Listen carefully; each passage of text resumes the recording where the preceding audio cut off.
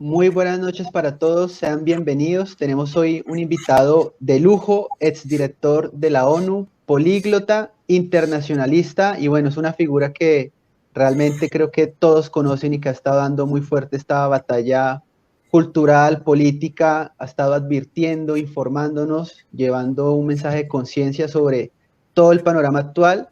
Omar Bula, bienvenido. Gracias, maestro, por acompañarnos. No, Alejandro, yo sé, el honor es mío, qué bueno estar en tu programa. Yo había escuchado ese programa y estás, la tarea que estás haciendo es sin duda muy valiosa, o sea que con gusto a tus órdenes. Bueno, te agradezco muchísimo. Nuevamente saludarlos a todos. Recuerden, por las cuestiones del algoritmo, dar like, suscribirse y compartir en grupos de WhatsApp, Telegram. La idea es que este mensaje pueda llegar a más personas. Y vamos a entrar en materia, vamos a tocar temas como la cuestión climática, la cuestión del gran reinicio y demás, y por supuesto algo de política nacional, de política internacional. Sí que lo primero que yo le diría al maestro Omar Bula es ¿qué se le viene a la cabeza cuando le presento la portada de un libro como este del señor Klaus Schwab? A ver qué se me vienen tantas cosas a la cabeza, Alejandro, pero lo que primero se me viene a la cabeza es la falta de información que tiene mucha gente sobre lo que está pasando. Cuando digo mucha gente, es una enorme mayoría, pero lo más preocupante de esa mayoría es que hay personas a niveles muy altos de la política de países en vía de desarrollo y de América Latina y de Colombia específicamente, que están totalmente desplazados de la realidad global y de la manera como esta influyen las políticas nacionales. Eso es lo primero que se me viene a la mente. Yo sé de candidatos que aún creen que el globalismo es una teoría de conspiración. Me río un poco sarcásticamente y con razón. Se viene discutiendo desde hace más de 2 décadas, inclusive desde el fin de la Guerra Fría, en los mayores think tanks del mundo, en grandes universidades, prensa, etc. Es un fenómeno, simplemente esa información no llega a estos países que se quedan muy encerrados dentro de su parroquia y cualquier cosa que no les suena a algo cuadrado y tradicional o convencional, y además afectados por ese fenómeno informativo, creen que es una cosa totalmente etérea. Eso me preocupa muchísimo. Me preocupa muchísimo que las personas, cuando vemos, por ejemplo, muchas de las candidaturas que hay hoy en día, hay unos que sí saben lo que está pasando. Hay unos que sí saben lo que está pasando, pero aquellos que están defendiendo el Estado-Nación, que podríamos decir de centro y centro-derecha, no me gusta mucho lo del espectro político, pero para poderlo situar de alguna manera, sí, están totalmente ajenos a esa realidad. Bueno, eso es lo que me viene. Ahora, COVID-19, Charles Schwab y esta oportunidad, está clarísimo. Esta es una de las realidades que desconocen, que no desconocen a nivel del gobierno, porque el presidente Duque está muy involucrado en todo lo que está pasando en el World Economic Forum, en el Foro Económico Mundial. Rápido, para los que no saben, Foro Económico Mundial, 50 y muchos años de existencia. Los mayores businessmen y empresarios del mundo al principio se reunían con algunos políticos.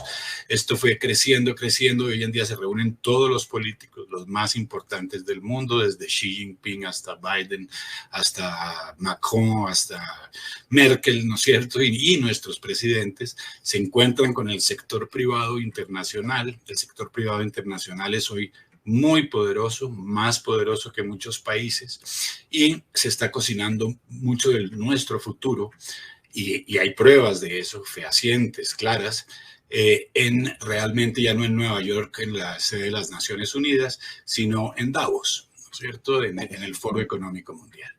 Y ese foro, en el caso de Colombia, pues el presidente Duque ofreció ser la sede del Foro Económico Mundial, Colombia, para que fuese la sede.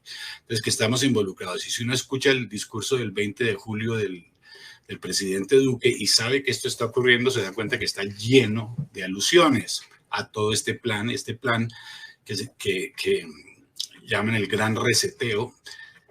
No tiene absolutamente nada de etéreo, está en el internet, solo es tener un poco de curiosidad, es explícito, ¿no es cierto?, es público, y muchas de las cosas que ahí constan las estamos viendo en acción, ¿no es cierto?, de manera lenta, paulatina, pero con un direccionamiento y una meta muy, muy clara, que ellos mismos, como te digo, expresan. No hay nada secreto en absoluto.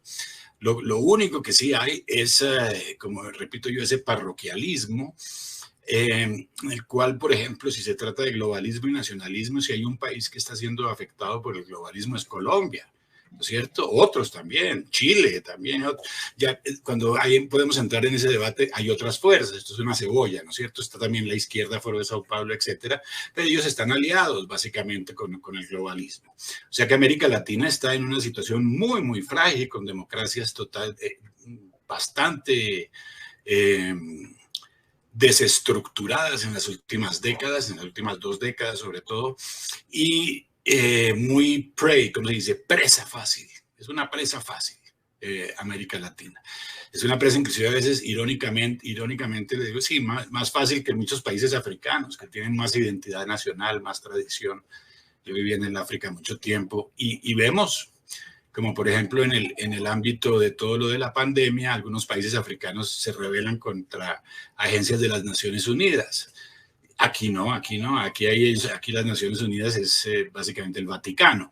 Entonces, y esa relación la conozco muy bien, porque en el caso del África, las Naciones Unidas están tan presentes en la gobernanza, en la gobernabilidad de las naciones, que hacen tanto parte de ella que pues ya los países están buscando espacio de independencia. Aquí no, aquí es una especie de ente religioso, ¿no es cierto?, al cual se le hace la venia irrespectivamente de la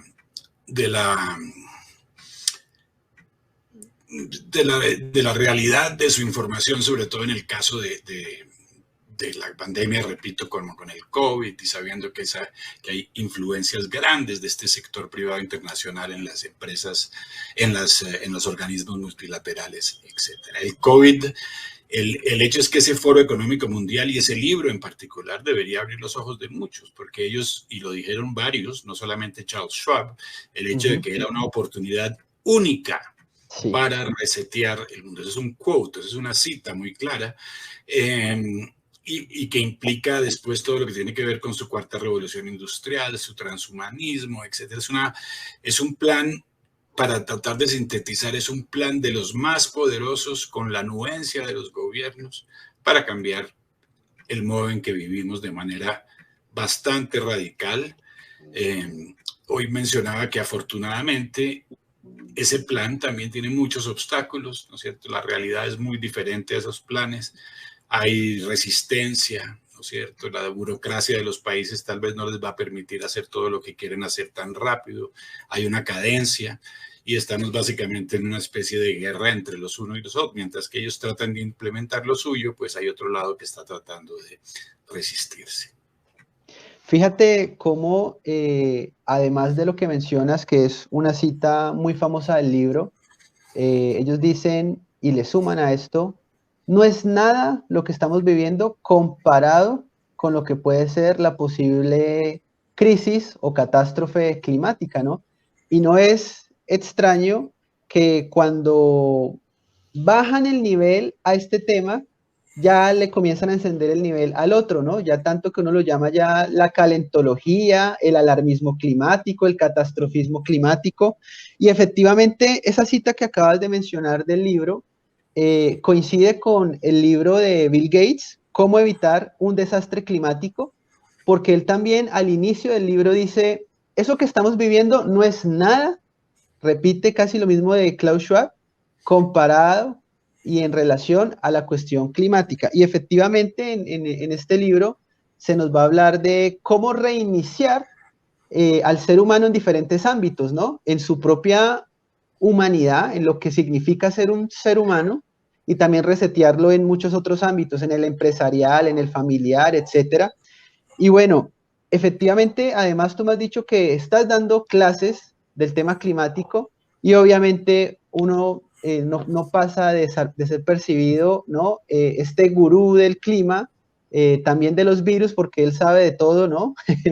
Es la realidad de la que vemos, pero este libro de Bill Gates, ¿no? Que está en todas partes y que nos hace esa advertencia de que debemos seguir básicamente una vida en confinamiento, en el orden de Klaus Schwab y de toda esta agenda, porque si no el ser humano, que es una peste, que hay que eliminarlo, que somos muchos, eh, digamos, o los seres humanos o el medio ambiente, pero no hay un equilibrio entre estos dos, ¿no? O sea, hay que reducir la población, el ser humano hay una visión misántropa, digamos, de lo que es el ser humano. ¿Cómo tú ves todo este alarmismo o todo esto que va en el orden del tema climático? Sí, mira, yo creo que para comenzar quiero repetir lo que mencioné antes brevemente, el hecho de que el mundo ya no lo gobiernan solo los gobiernos, sino y sobre todo hoy por hoy las grandes corporaciones multinacionales. Eso es un hecho, ya es un hecho. Algunos gobiernos son más independientes, obviamente, los gobiernos más desarrollados, y algunos ellos mismos tienen gran parte de esos conglomerados. Se puede hablar de Japón, ¿no es cierto? Se puede hablar de gobiernos que no están muy involucrados o no tienen planes hegemónicos, etcétera. Pero en general, y eso lo vemos inclusive en cifras, cuando se ven las acciones de grandes corporaciones financieras como BlackRock, Vanguard, etcétera, que concentran enormes cantidades del capital mundial, ¿no es cierto? Se dice que 1 millón de personas, un solo millón de 8.000 millones de personas en el mundo tienen 48% de los recursos. Dentro de ese millón hay unos más ricos que otros, y entre pocas de estas corporaciones pueden tener trillones de dólares. Hay uno, lo repito, siempre lo pongo para ilustrarlo: Alphabet, Amazon, Facebook y Google juntas suman 4.7 trillones de dólares.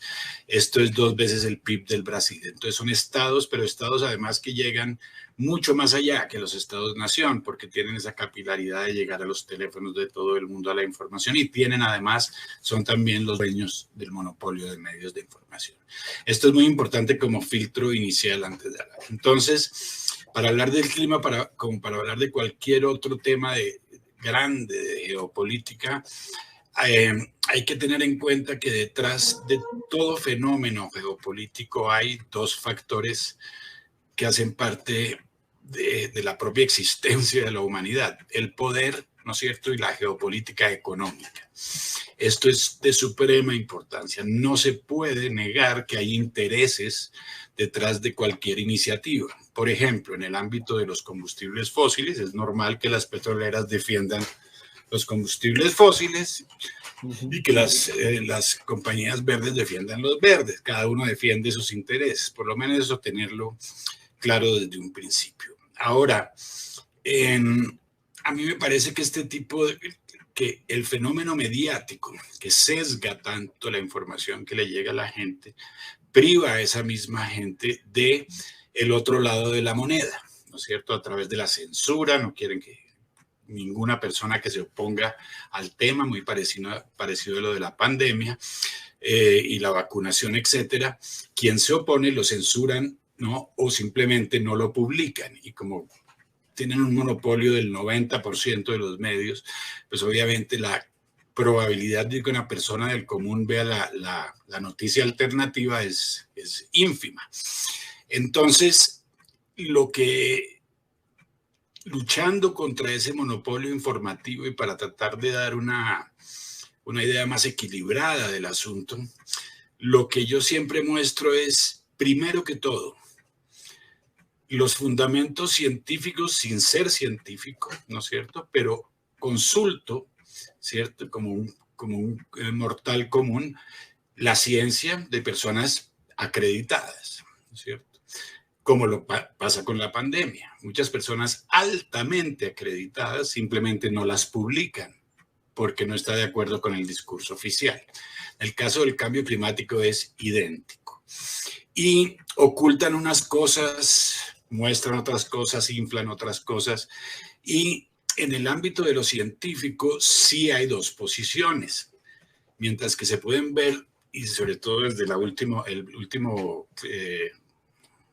cumbre de Glasgow, dice, sí hay consenso de que los científicos, sí hay 99.7, dicen, de consenso entre los científicos, de que el clima está cambiando por factores antropogénicos, que el debate está es ahí, no que el clima cambie o no cambie, el clima ha cambiado desde el principio de la creación del planeta Tierra, es por qué cambia. Y en ese por qué, que parece a primera vista tan simple, es donde está todo el debate.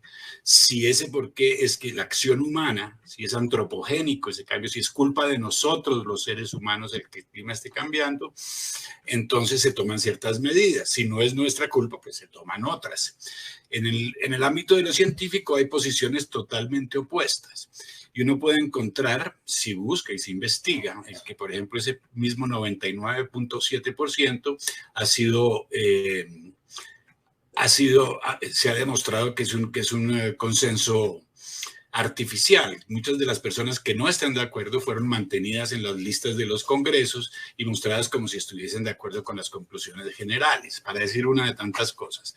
Y en ese mismo ámbito, y para decir la esencia del debate que está en contra del debate de la información de todos los días sobre el cambio climático, es básicamente que esa acción antropogénica no es un factor suficientemente significativo para que el clima cambie y que hay otros factores enormes, nada más y nada menos que el sol, ¿no? Que es la fuente primaria de calor sobre el planeta Tierra, ¿no es cierto? Yo no soy científico, ¿no es cierto? Pero me gusta que la gente sepa que hay dos posiciones, ¿no es cierto? Y como les dije, que hay intereses detrás de estas posiciones. Esto se disparó mucho con el libro de Al Gore en el 2006, con la película de Al Gore que se llamaba An Inconvenient Truth, una verdad no conveniente. Y con una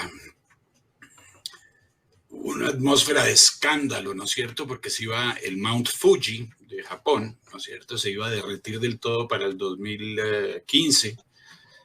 Hoy en día está muy sano, tiene bastante nieve y hay gente esquiando, ¿no es cierto? Y ha habido en el pasado, como dicen muchos de los científicos que creen que este alarmismo es innecesario, en el pasado muchas otras alarmas, ¿sí?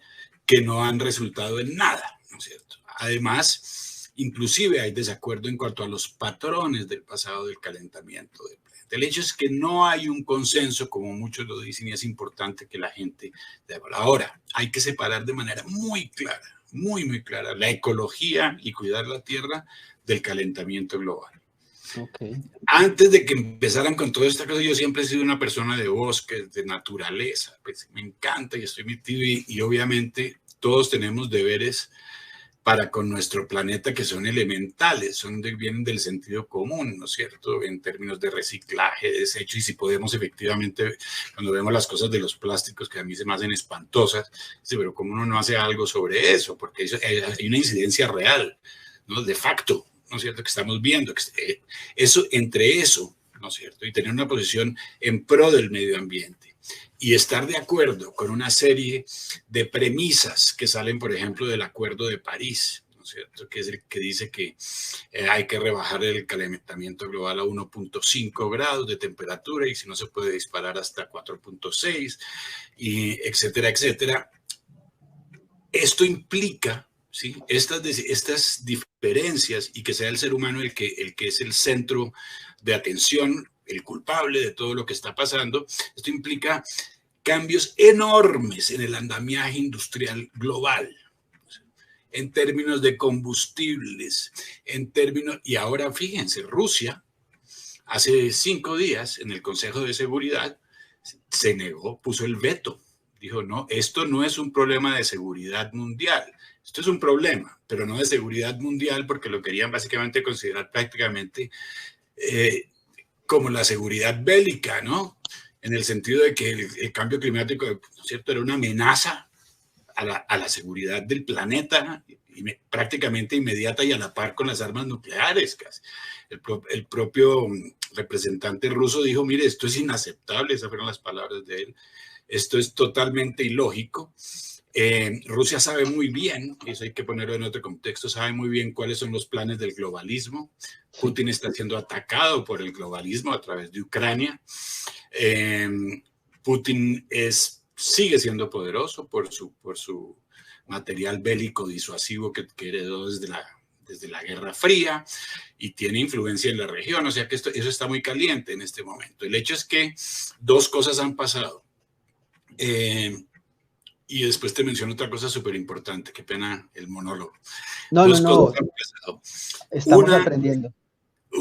Una Glasgow que se esperaba efectivamente, como tú mencionabas, que después del COVID llegaran con el cambio climático. Inclusive Charles Schwab sacó un tweet que en un momento dado borró, en que le mostraba a la gente las calles solitarias en el encierro, diciendo qué belleza, está bajando el dióxido de carbono y todo el mundo encerrado sufriendo en sus casas.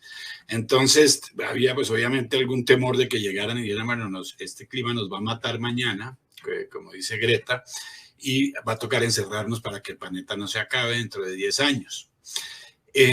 Glasgow no funcionó, y yo digo gracias a Dios, porque yo creo que hay mucho más para discutir en este ámbito. Y que la gente y mucho más que la gente debe saber para que pueda intervenir en el proceso democrático que decide, ¿no es cierto?, si tomamos ciertos rumbos o no, y no a ciegas.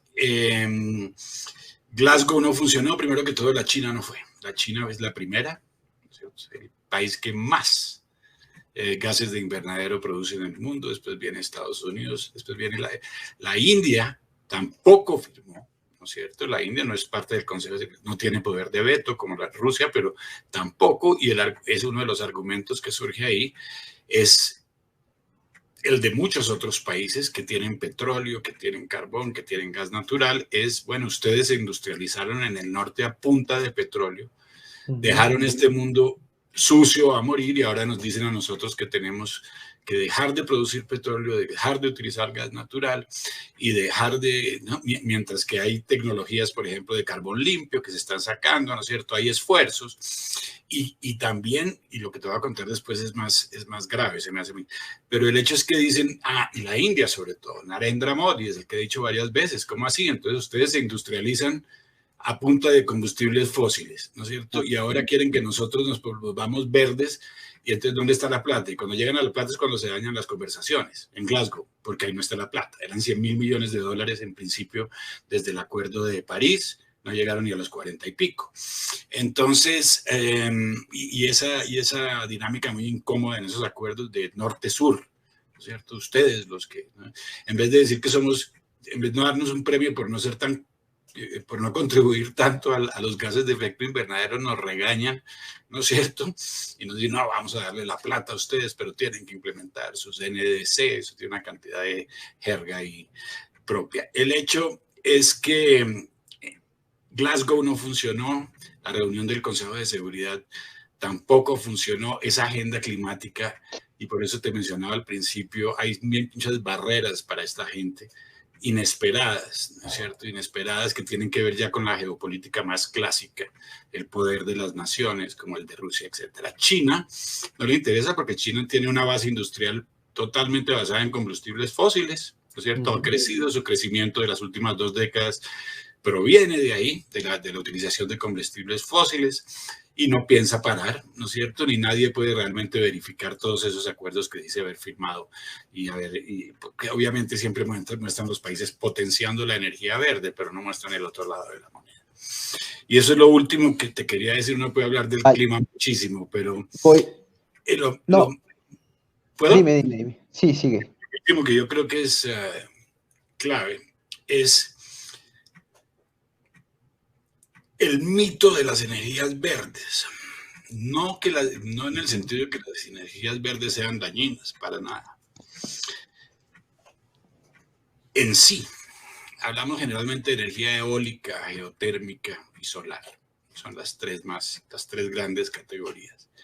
Pues resulta que estas tecnologías y prácticamente todas las tecnologías verdes de Occidente, los carros eléctricos, inclusive nuestros celulares, los laptops, etcétera, absolutamente todas requieren de tierras raras, minerales raros, todas. Todos tenemos un poco de cobalto ahí donde estamos sentados muy cerquita de nosotros. El cobalto, el grafito y el litio, que son los tres principales en la lista, la demanda por estos metales se espera que se multiplique más del 500% en las próximas décadas, las próximas 2 décadas. Esto implica que hay minas, ¿no es cierto? Que hay minas de cobalto y minas donde no siempre en los países que producen esta tecnología, sino en otros, específicamente en la República Democrática del Congo, que tiene casi 85% de las reservas de cobalto. La China metida obviamente a fondo en la República Democrática del Congo, cobalto, trabajo infantil, una esclavitud prácticamente como la de la época de la colonia, un daño al medio ambiente impresionante. Y después solo hay que subir a la China, y en la China, en la provincia de Guangzhou, ¿no?, que dicen la provincia reina de las tierras raras, también hay explotación, con una preocupación todavía peor, ¿no es cierto? Abrimos un hueco por un lado, es decir, volvemos a un lado del mundo verde en Occidente, y del otro lado estamos abriendo un hueco espantoso en el mismo planeta, al fin y al cabo, ¿no es cierto? Sin contar todas las cuestiones de derechos humanos, trabajo infantil, niños de 4 y 5 años recogiendo cobalto, ¿no es cierto?, desde pequeñitos. Es unas situaciones que obviamente la prensa no muestra. Y se le pregunta a las grandes compañías, a Samsung, a Apple, etcétera, etcétera, y todos tienen respuestas bastante evasivas en cuanto a la trazabilidad, ¿no es cierto?, de la utilización de estos minerales en su tecnología. Entonces, el problema es inclusive que se pueden acabar esos minerales. A medida que salen nuevas tecnologías, va a haber una demanda más grande por minerales y tierras raras. El monopolio lo tiene en este momento la China. Está de segundo Estados Unidos, lo tuvo mucho tiempo Estados Unidos. El hecho es que entonces la China tiene el monopolio de la tecnología verde, ensuciando el mundo por un lado. No va a Glasgow, ¿no es cierto?, siendo el que primero contamina, ¿cierto? Y además, no creo que hubiesen podido dar el mismo sentido de urgencia al cambio climático que al COVID, porque el COVID tiene que ver con cada uno de nosotros, es una cosa individual, ¿no es cierto? Vida, muerte, miedo, todo eso que están haciendo. El cambio climático sigue siendo un fenómeno de largo plazo. Inclusive hay líderes que han sido muy críticos. Václav Klaus, por ejemplo, mencionó una época cuando le salió la película de The Undeniable Truth, la verdad incontrovertible, ¿cómo se llama? Ahora se me olvidó, de Al Gore. Dijo, mire, eso es muy fácil, y lo dijo de una manera como un viejo sabio, ¿no es cierto? Expresidente dice, eso es muy fácil, uno prometer el oro cuando el resultado solo puede mostrar dentro de 50 años. Entonces yo les digo, mire, hagamos todo por el clima, ¿no es cierto? Ya para cuando los resultados de sus promesas se materialicen, ya no estará ni la mitad de la gente en el planeta. Entonces dice, muy fácil hacer promesas en el aire, ¿cierto?, que tienen unas consecuencias muy, muy grandes sobre nuestros países. Yo no soy enemigo del medio ambiente, del cuidado del medio ambiente, al contrario, pero sí soy muy amigo de que haya soberanía en el manejo de todas las cuestiones medioambientales y que no haya imposiciones muchas veces ilógicas y con intereses claros por detrás, o no tan claros en algunos casos, que son los que definen nuestras políticas a nivel interno. Te quería comentar, bueno, hacer como un breve recuento. Por un lado, traes a la discusión que una cosa es el cambio climático y otra cosa es el cambio climático antropogénico. Y esto es una discusión que hay que verla con cuidado a los ojos de la ciencia, teniendo en cuenta incluso la actividad solar, la cual, de hecho, muchas veces se ignora a la hora de hablar de un supuesto cambio climático antropogénico. Por otro lado, nos has contado cómo vivimos hoy en una especie de privatización de los gobiernos, ¿no? A través de una especie de filantrocapitalismo, ¿no? Todos estos billionaires, ¿no? A través de sus donaciones, pues terminan es comprando grandes gobiernos que finalmente ceden a sus peticiones, ceden su soberanía, y bueno, nosotros terminamos siendo ese recurso que al final se termina negociando, y esto nos lleva a cómo, de alguna manera, tú nos dices, es útil hablar de izquierda y de derecha, pero hay que entender que hoy digamos, este espectro hay que verlo también entre un globalismo y un patriotismo, ¿no? Entre la defensa de la nación, de la identidad, de la tradición, de la cultura, y un proyecto de gobernanza global, de gobierno mundial que quiere una especie de homogeneidad, de uniformidad, ¿no? Y finalmente de sometimiento. Y por otro lado, te quería preguntar, esto se está convirtiendo en una especie de estrategia de los países desarrollados, como una especie de imperialismo de los países desarrollados para negar el derecho al desarrollo de los países en el sur, o sea, de los países subdesarrollados. Están usando también el tema climático como una excusa para impedir que nuestras naciones puedan desarrollarse, porque naturalmente implican competencia, y han visto que a través de estas políticas pues pueden mantenernos en niveles de subdesarrollo. Pues mira, yo creo que esto se puede ver desde muchos ángulos, pero es que hay un ángulo que yo creo que perdura. Llámenlo neocolonialismo, llámenlo como lo quieran llamar. A mí las etiquetas, yo soy muy enemigo de las etiquetas, pero sin lugar a duda, el siglo pasado se hablaba mucho de la relación o de la disfuncionalidad de la relación norte-sur. ¿No es cierto? Yo estaba en Bélgica de estudiante y se hablaba mucho en esa época de los países del sur, los países del norte, porque había una brecha muy grande. Pues esa brecha creció, se volvió aún más grande durante las últimas décadas. Los países más pobres permanecieron pobres y los países más ricos se enriquecieron muchísimo más. Hay un abismo hoy en día entre los países ricos y los países pobres. Llámelo norte-sur. Pues, desde el punto de vista geográfico, pues Australia está en el sur, pero hace parte de todo este occidente desarrollado. Entonces, yo sí creo, mira, África, hubo independencias. Las independencias nuestras comenzaron en el siglo, en 1800, en el siglo XIX, después vienen las independencias africanas hacia mediados de siglo, hacia los años 60 del siglo pasado, y hay unas independencias relativas, pues que hay ciertas independencias, ¿no es cierto? Se crean naciones, ¿no es cierto? Se crea una nueva forma de dependencia, ¿no? Necesariamente porque los recursos están de un lado y hay pobreza del otro. Eso es la lógica económica, así de sencillo, ni siquiera una lógica de dominación necesariamente. Ahora es que la utilizan como lógica de dominación, es otra cosa. Entonces, tan importante es esa lógica de dominación, por ejemplo, en el África, que la China, que entendió que Europa se estaba saliendo un poco, pues entró, y la China ha colonizado prácticamente el África, no sé, a través de préstamos generosos, de la trampa de la deuda, de toda una serie de mecanismos.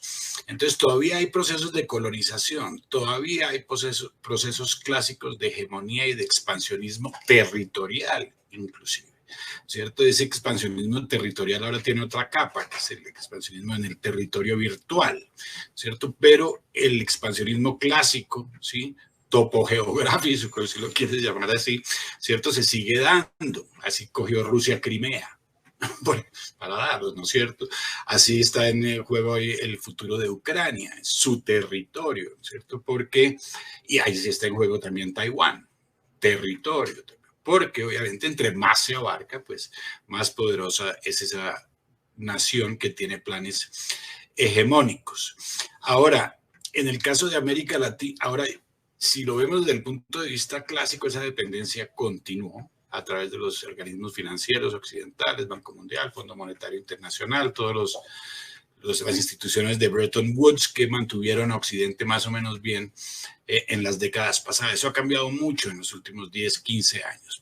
Por un lado, por la entrada de la China, que es un nuevo actor que no estaba antes, y por otro lado, por la retirada de los Estados Unidos, de muchas regiones. en América Latina, de alguna manera Estados Unidos, con algunos argumentos románticos sobre el hecho de que teníamos que decidir nuestro propio destino como Cuba, pues nos metieron en la que nos metieron y nos quitaron ese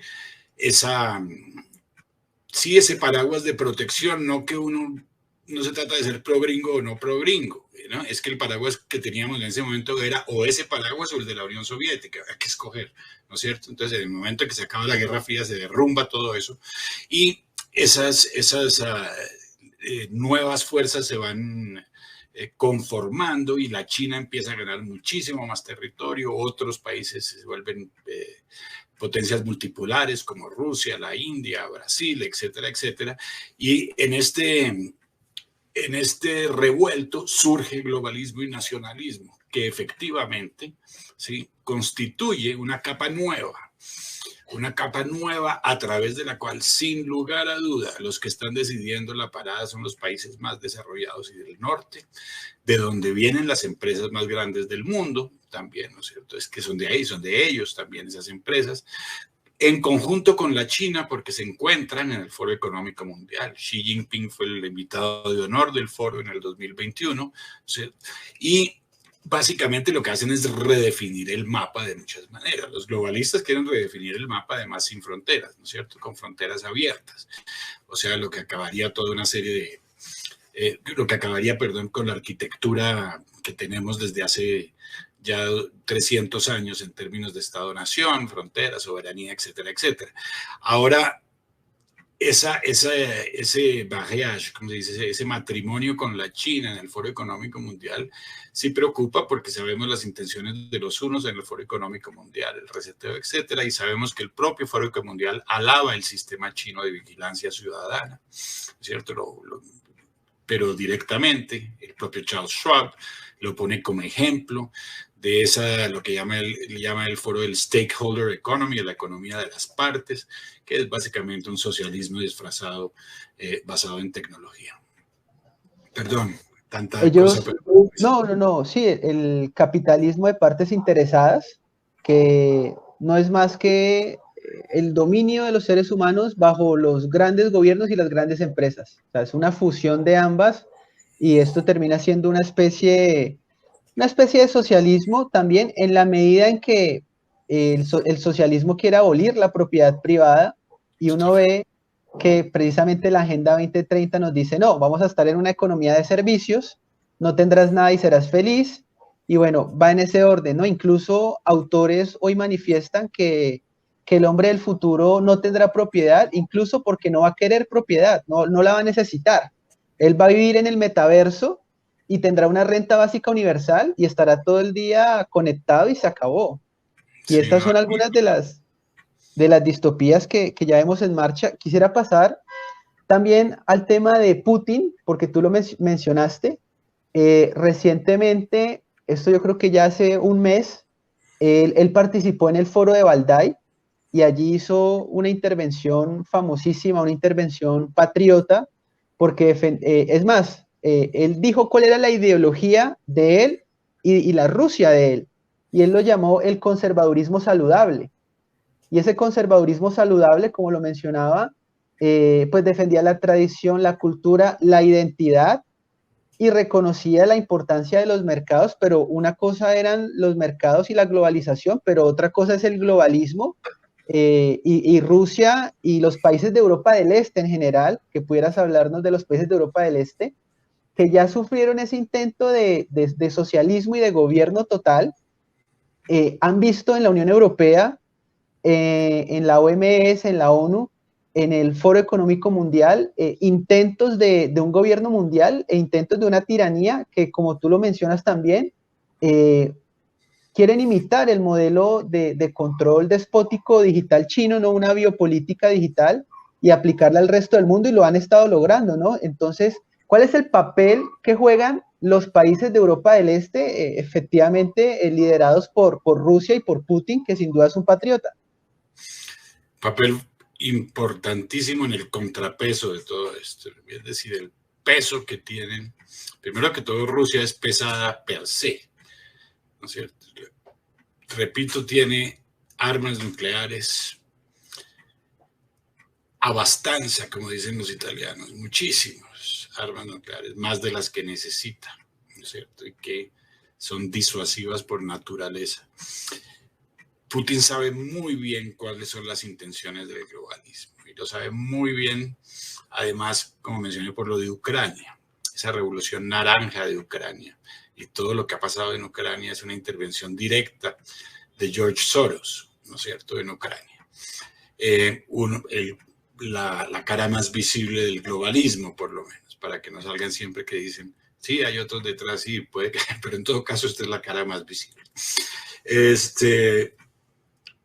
Ucrania clave, porque Ucrania es la frontera, es decir, ya están en su frontera. Cuando se acaba la Guerra Fría había un acuerdo tácito que la OTAN no se iba a extender hacia Oriente, ni la Unión Europea.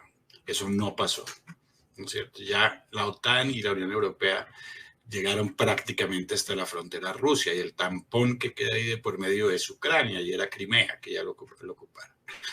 Ucrania además tenía parte de las armas nucleares, ¿no es cierto? Ahora hay problemas de localización de misiles, hay muchas cuestiones estratégicas que tienen que ver con Ucrania, que son, como digo, de la geopolítica clásica, podríamos decir. Ahora Putin, repito, sabe muy bien cuáles son las intenciones del globalismo y ha sido muy, muy cauteloso en evitar influencias innecesarias del globalismo, como por ejemplo universidades proglobalistas que el propio Soros quería instalar en Moscú. Él dijo, no, aquí no se meten, en Rusia no queremos ningún tipo de influencia de esta índole. Pero hay otros, Polonia amenazando recientemente inclusive casi de salirse de la Unión Europea por cuestiones de soberanía, porque se ponía en cuestión la legitimidad de los tribunales polacos vis-a-vis la legitimidad de los tribunales europeos y quién primaba en términos legales. Y Polonia creó un sismo muy grande, ya se están sintiendo muchos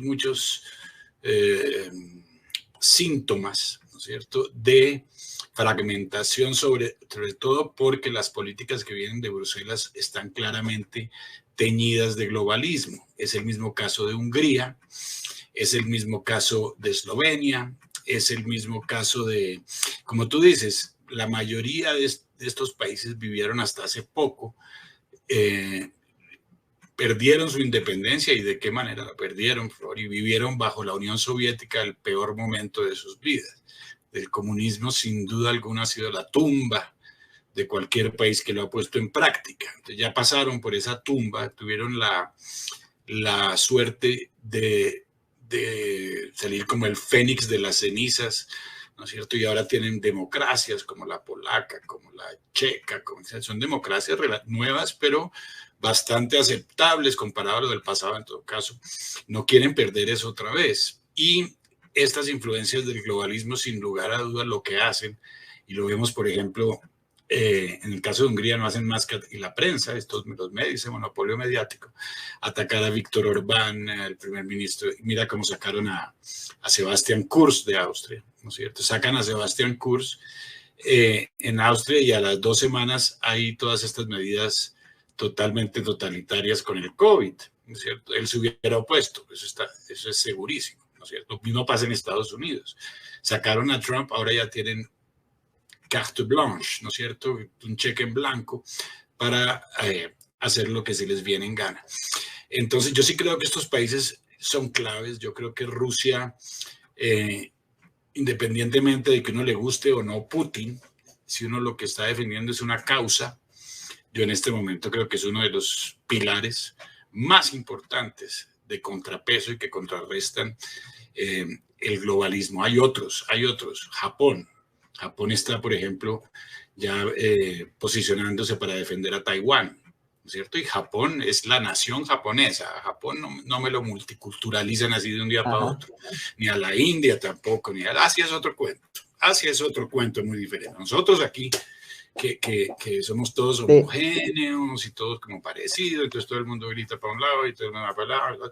Aquí falta mucho criterio y falta criterio en los niveles más altos de la política, que no tienen ni idea, repito, lo primero que te dije, de lo que está pasando por fuera de nuestras fronteras. De hecho, en esas naciones de Europa del Este, incluso también en Asia, no tienen todos esos problemas en relación al progresismo, problemas culturales o esta identity politics, la política de la identidad y que el grupo de raza, el grupo de género, el grupo de este, aquel, no tiene ninguno de estos conflictos. De hecho, de hecho incluso en China hay una promoción abierta de una especie de nacionalismo chino y tienen una idea de nación a largo plazo, de ser potencia y de tener un dominio global, pero parece ser que las naciones de Occidente han cedido a una especie de progresismo, de liberalismo cultural, si se le puede llamar de este modo, en donde pierden su identidad, pierden su arraigo, su tradición, su cultura, y bueno, ceden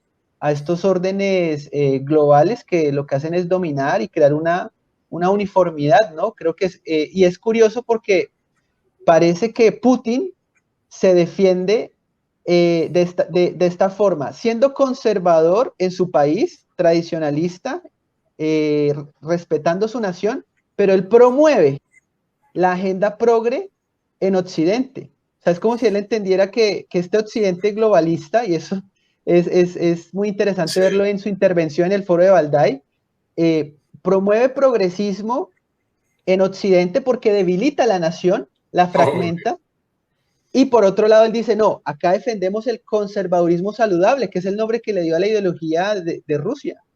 Sí, tremendo, no, me parece. es interesantísimo y eso está pasando en estos momentos. Yo creo que va a ser muy interesante ver, como te digo, los límites de ese multilateralismo que ha sido contaminado por el sector privado. ONU, OEA, you name it. Todos los organismos multilaterales han sido permeados a través de ONGs, ¿no es cierto? Las ONGs del sector privado, ¿no es cierto? La Bill and Melinda Gates Foundation es la ONG de Microsoft y compañía, ¿no es cierto? El Open Society es de las compañías de Soros, el Rockefeller de estos son realmente poco que ver con el concepto original de organismos no gubernamentales, ¿no? Sin ánimo de lucro, etcétera, como diáfanos, que son organismos gigantescos con mucho dinero que han penetrado el multilateralismo. Y yo creo que la posición, yo creo que la defensa la defensa del Estado-Nación está en dar un paso para atrás y hacer un diagnóstico de por qué con este crecimiento poblacional tan bárbaro que hay y con obviamente mala distribución de la riqueza, por qué necesitamos un mundo gobernado globalmente y por qué no simplemente mejoramos un mecanismo que está ahí desde un principio, que es el multilateralismo. Si las Naciones Unidas fuesen una organización que adhiriera a su carta básica, de manera fidedigna, si todos esos principios universales, grandilocuentes de las cartas de las Naciones Unidas se estuviesen cumpliendo, si los foros internacionales creados para que las naciones se entendieran entre sí no fueran dominados por solo una serie de naciones, ¿cierto? Si hubiese un multilateralismo moderno, dinámico, que pudiese representar a esos estados-nación sin necesidad de afectar su soberanía, ahí está la solución, y no de necesidad de ser globalista. Y además se acomoda la globalización, es que la globalización no la podemos parar. Eso es parte del desarrollo tecnológico y el crecimiento poblacional. Lo que sí tenemos que decidir es cómo nos vamos a gobernar y lo que yo creo que por las propias falencias del multilateralismo y de estos organismos que han sido cooptados por el sector privado, ¿no es cierto? Ahora nos están diciendo, mire, ¿cierto? Lo que necesitan ustedes es alguien que los gobierne desde afuera, ¿cierto? Y las decisiones se toman desde afuera. Ya están tomando muchas decisiones desde afuera. Toda la pandemia han sido decisiones desde afuera. Así es. Toda. Llevamos casi 2 años en que los gobiernos no deciden, sino que siguen las instrucciones. Así es. Yo te quiero tocar un punto. Tú hablaste de esa publicación romántica de Klaus Schwab que eliminaron, donde mostraban las calles vacías, pero mostraban además cómo la naturaleza recuperaba su lugar y volvían los animales y todo este tema. No solo lo hizo él, sino además hay muchísimas noticias en medios de cómo la Tierra se recuperó gracias a que el ser humano estuvo en confinamiento.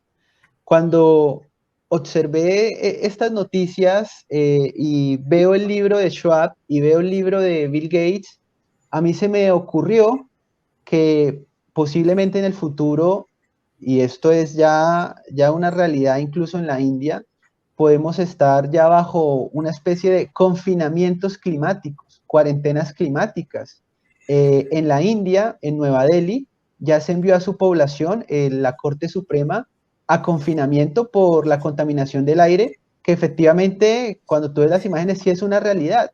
Pero a lo que yo voy es, ¿será que los próximos confinamientos podrían ser confinamientos climáticos? ¿Tú ves esa posibilidad de pronto para cumplir las metas anuales de carbono o algo por el estilo? Pues mira, yo creo, como te digo, yo creo que se les dañó un poquito el cuento. Yo creo que Glasgow fue un fiasco. Yo creo que lo que Rusia hizo la semana pasada fue un fiasco.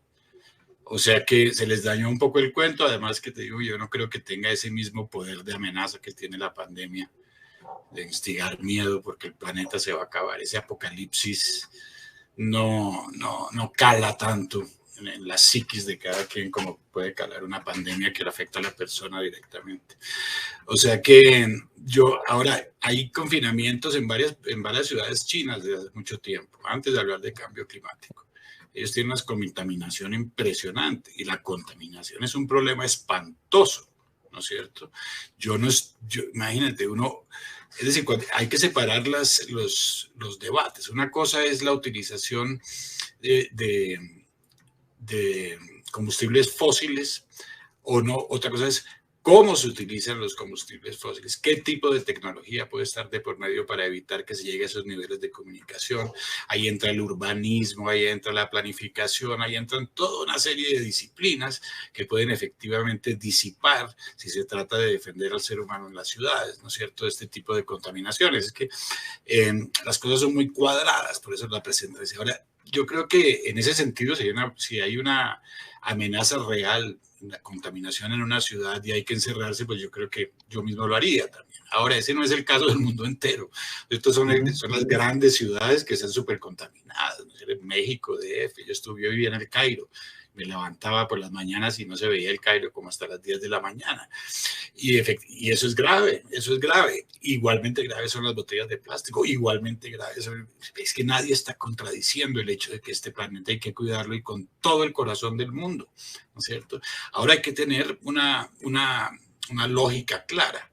Primero, tener información sobre las cosas que están ocurriendo cuando nos compramos el carro eléctrico, ¿no es cierto? No sabemos que del otro lado del mundo están esclavizando gente para que nosotros nos las demos de verdes, ¿no es cierto? Y también tener en cuenta de que hay diferentes ángulos, que hay intereses, como te dije, por detrás muy claros. Yo creo que lo único que ha hecho de bien este debate de cambio climático es que la gente sí se ha vuelto más consciente de cuidar el planeta y eso es bueno. Eso es bueno per se, cuidar el planeta. Ahora, el por qué hay que tomar ciertas medidas, más allá de esa consideración básica de cuidar lo que tenemos, porque hay que tomar ciertas medidas si no hay argumentos claros para muchos y que esos argumentos pueden estar en detrimento de algunas naciones. Mira, ayer estaba viendo yo trabajé para el Programa Mundial de Alimentos mucho tiempo y vi las cifras de hambre, pues cada 10 segundos está muriendo un niño pues, de hambre en el mundo, cada 10 segundos, desde que tú y yo estamos hablando ya están amontonados allá afuera, ¿no es cierto? Entonces hay una cuestión de prioridades aquí muy, muy grande y ¿cómo van a ser esos países donde se concentran esos niños que se mueren cada 10 segundos para poder solventar sus necesidades básicas de pobreza si les quitan las fuentes? Guinea Ecuatorial encuentra petróleo, es súper pobre, ahora le dicen no, ya no puede exportar petróleo. Ahora le toca exportar tecnologías verdes. Las tecnologías verdes, no solamente creando contaminación del otro lado del mundo, además poco confiables en muchos casos y hacen sufrir a la gente. El ser humano lo están dejando de último en este caso. En Texas cae una nevada, 25% de la energía era eólica y solar, pues obviamente los paneles solares se cubrieron de nieve, los ventiladores de las turbinas eólicas se trancaron, quedaron 4 millones de personas sin electricidad de ningún tipo en pleno invierno, ¿no es cierto?, en sus casas. Eso fue 4 millones, ¿no es cierto?, no es poquito. Entonces, hay un fanatismo, ¿no es cierto?, que yo creo que hay que descremar aquí, porque tenemos que entender que se pueden hacer muchas cosas de manera más inteligente, ¿cierto? Por ejemplo, una transición energética más ponderada, que ellos dicen ponderar en estos acuerdos de París, etcétera, pero que en realidad no es ponderada para nada. Nosotros hacemos mucho más, ¿no es cierto? Por ejemplo, Colombia, que ahora le dan hasta premios por estar en cuestiones medioambientales, hacemos mucho más, ¿no es cierto?, de lo que hacen aquellos países, ¿sí?, para solucionar sus propios problemas internos, especialmente la China, ¿no es cierto? Y se nos queda este tema, porque voy a pasar a una última pregunta, pero se nos queda este tema de esas advertencias que ya hay en el mundo frente a un gran apagón. Y parece ser que han descubierto, y tú ya lo dijiste, que muchas de estas energías verdes son ineficientes, no cubren realmente la demanda, y ya ellos están advirtiendo, ya están ellos viendo el panorama, condicionando a la población, así como lo han hecho con todo lo que hemos estado viviendo, para decirles, en cualquier momento hay un gran apagón, y bueno, usted tendrá que hacerse la idea que va a durar una semana, 2 semanas, quién sabe cuánto tiempo, sin energía. Entonces, una cosa... Mira, ese empobrecimiento del mundo, esa interrupción de las cadenas de suministro a nivel mundial, que está gravísima en Estados Unidos, permite, como se dice en inglés, level the grounds, poner todo a cierto nivel para poder construir encima, lo que ellos dicen build back better, ¿no?, construir de nuevo mejor. El hecho es que la pérdida, ahora se habla de recuperación económica en todas partes, hay unos niveles de crecimiento del PIB que todo el mundo dice, wow, ¿no es cierto? Pues que estamos saliendo desde abajo, estamos recuperando una cantidad de terreno perdido, ¿no es cierto? Lo mismo hacen en Estados Unidos, dice, Biden ha recuperado, no, lo que pasa es que le tocaba primero recuperar el negativo y después subir, ¿cierto? Entonces claro, la suma obviamente se ve muy grande. El hecho es que este empobrecimiento general que hay, estas medidas que se han tomado sin precedente, por favor, miremos a Australia y a Canadá, los dos países más liberales que yo conocía antes de esto. Yo no conocía dos países más abiertos, liberales, transparentes que Australia y Canadá. Miren lo que es ahora. Prácticamente se convirtieron en dictaduras con esta cuestión de la pandemia. Hay marchas que no muestran los medios, obviamente, pero marchas gigantescas.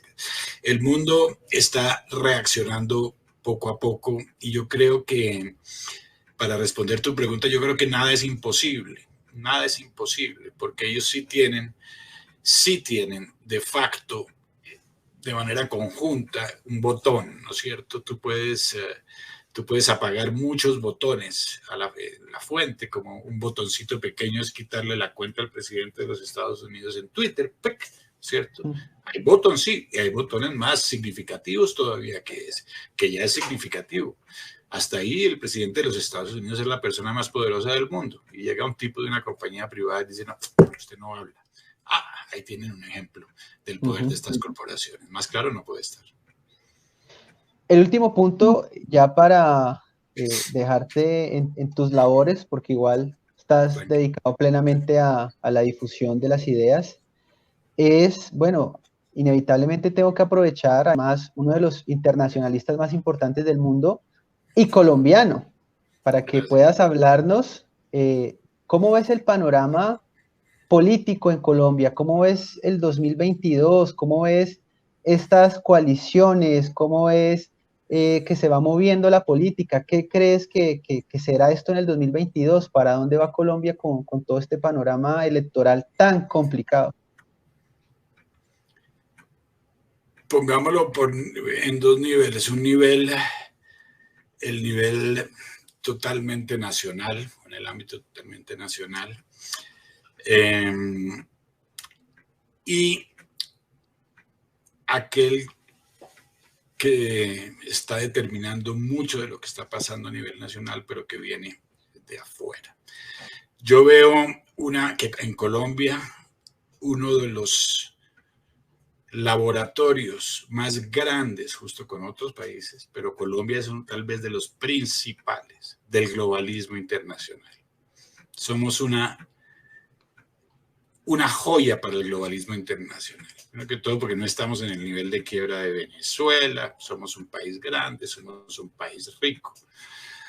Y tenemos un gobierno que está totalmente al servicio del globalismo. Eso es explícito, eso está claro en sus políticas, eso está claro en sus discursos, eso está claro en los pactos que firma, eso está claro en su reacción ante los dictámenes supranacionales.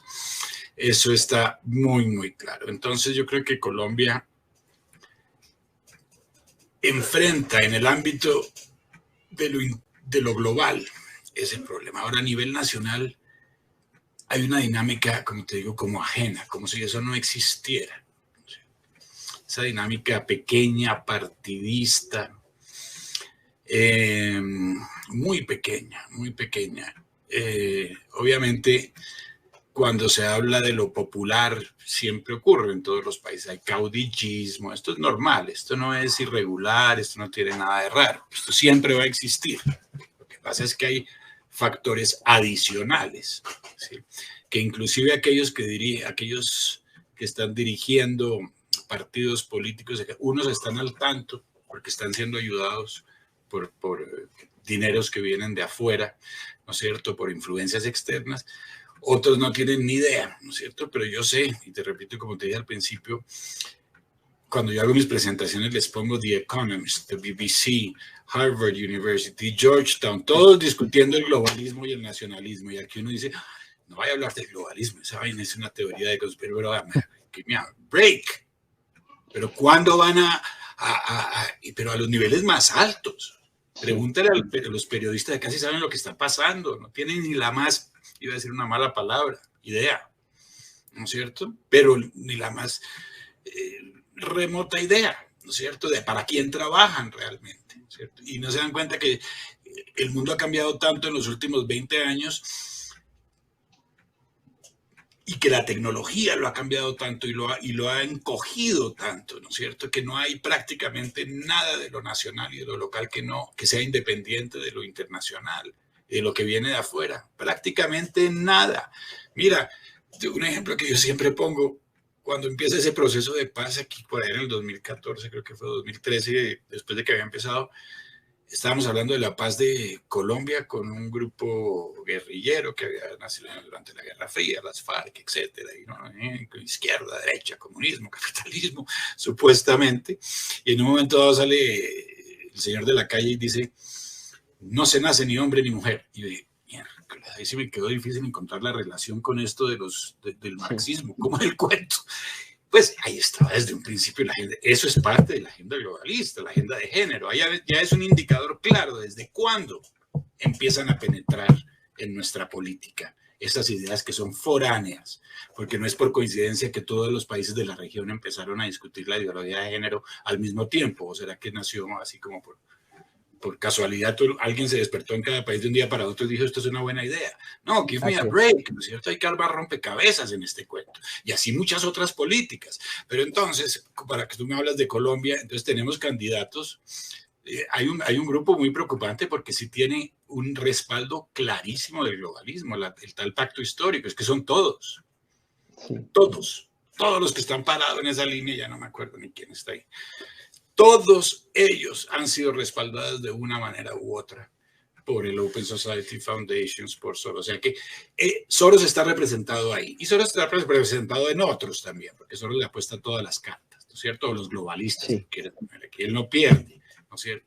La única manera de que Soros pueda perder es con un candidato de corte Bolsonaro, ¿no es cierto? O tal vez de un candidato de corte Bukele, que uno le guste o no, no es un juicio de valor, pero estoy hablando en términos de bloquear esa otra corriente política.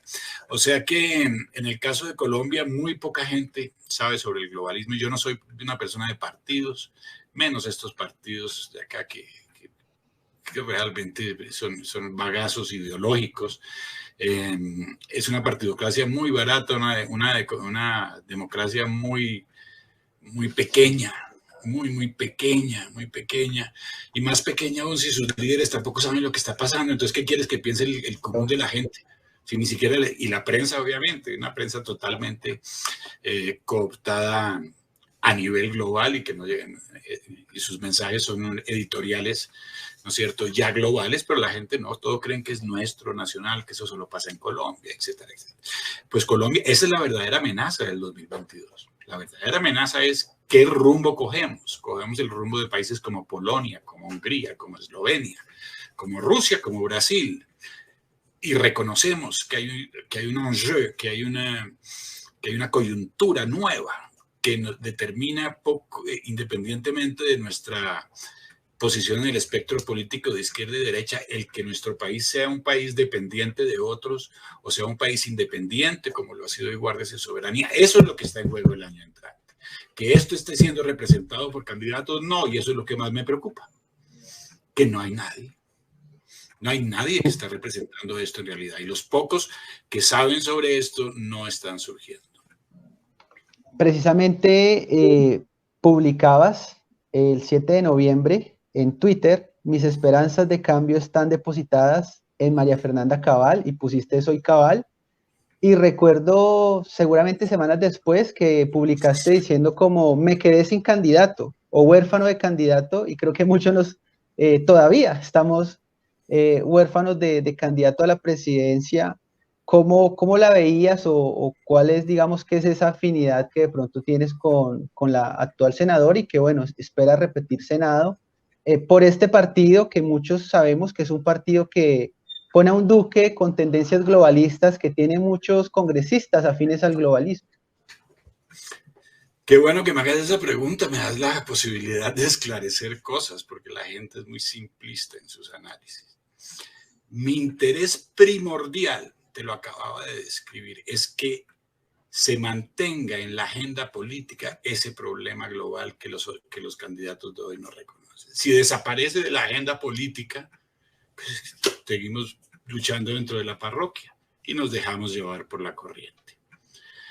María Fernanda Cabal es tal vez la única que conoce lo que está pasando a nivel internacional. Wow. La única. Entonces, la ausencia de María Fernanda Cabal implica la ausencia de la agenda. Se desaparece la agenda, porque ninguno de los que está ahí, inclusive los que están metidos y financiados por el gobierno, ni ellos mismos saben muy bien lo que está. El hecho es que lo que prima es mantener la agenda, ¿no es cierto? Y si es la agenda de una causa, ¿no es cierto? De esta causa antiglobalista. Si la única persona que conoce esta agenda, ¿no es cierto?, se llama María Fernanda Cabal, pues, y si se llamara, con todo respeto por María Fernanda, se llamara Juan Valdés, pues yo estaría apoyando a Juan Valdés. Me tiene sin cuidado ese Centro Democrático y Uribe. A mí las personas no me interesan. Me interesan en la medida en que representen la agenda y mi causa, ¿no es cierto? En esa medida me interesa. Si deja de representar mi causa, pues deja de ser mi persona. Pero primero la causa y después la persona. Ahora, lo que pasó o no pasó dentro de ese partido, yo ya más o menos, yo sabía que la cosa era por ahí. Yo no me meto en política local, ni me importan los partidos, menos los partidos de aquí de Colombia. Los partidos fueron una cosa en el pasado en Colombia, y llegaron a ser respetables. Hoy en día son los clubes de intereses ahí, realmente muy pequeñitos. Qué pena, pero es que no hay otra palabra. El hecho es que cuando dije sí, porque en el momento en que hubo una elección diferente, pues yo me quedé sin candidato porque ya no hay nadie, porque yo me quedé sin mi agenda. Y a mí mi agenda es mostrarle a este país que hay un fenómeno externo que está definiendo lo interno, y si no hay nadie que represente mi agenda, entonces me quedo sin representante. Así de sencillo. Eso no quiere decir que yo apoye a Uribe. No, yo no soy uribista, yo no soy ista de ningún tiempo. Lo único que sí soy antiglobalista. Ese ista sí lo tengo bien claro, ¿no es cierto? Y ese antiglobalismo tiene una ruta, ¿no es cierto? Y si en esa ruta nos damos cuenta en un momento que dicen, no, se dañó la ruta, ya no es por aquí, dicen, pues nos tocará encontrar alternativas, ¿no es cierto? ¿Cuáles son las alternativas? Tal vez educar a los que están ahí. educarlos, porque es esa la palabra, educarlos. Son unos maleducados, en el buen sentido de la palabra. Sí, maleducados de lo que está pasando. No tienen ni idea, pero ni idea de lo que está pasando. Es impresionante como las personas más brillantes de Colombia todavía se dejan envolver por la prensa tradicional sin saber que hay un fenómeno mediático por detrás y todo lo creen. Lo dijo no quiero decir, las principales, en todos los países es igual. En Brasil, O Globo, ¿no es cierto? En Argentina, el Clarín, aquí El Tiempo, en el otro el Comercio, en el país, porque esas prensas principales de los países están ya cooptadas por ese monopolio global. Si no saben que ese fenómeno mediático está por detrás, pues entonces tenemos a toda esta gente de alta alcurnia con 3 PhDs que lo que es saca conclusiones después de leer El Tiempo. Give me a break. Así es. Maestro, muchísimas gracias por enseñarnos, por compartir todo este conocimiento. Invitarlos a todos, 212 personas que en este momento están en vivo, miles lo verán después, a que te sigan en tus redes, vayan a tu Twitter y a tu canal de YouTube también, a que te sigan. Igual tienes una cantidad inmensa de seguidores en Twitter, pero bueno, igual la voz tiene que llegar, hay que potenciar esa voz. Te agradezco muchísimo. Y bueno, espero que podamos vernos próximamente también en alguna otra intervención. Y bueno, supremamente agradecido. Muchísimas gracias. No, Alejandro, a ti te agradezco mucho, muy agradable. Además, saber que estoy hablando con alguien que sabe tanto sobre el tema. Entonces hay un bouncing board ahí. Yo sé que estoy cayendo en terreno fértil. Te agradezco muchísimo, muchísimo y quedo a tus órdenes para el futuro. Y gracias a todos los que escucharon y que Dios los bendiga y feliz Navidad y felices fiestas. Hagamos una Navidad de esas de verdad. De verdad, hay que pensar, nos la quieren quitar también, nos quieren quitar todo. Pilas. Gracias a todos, bendiciones, nos vemos próximamente.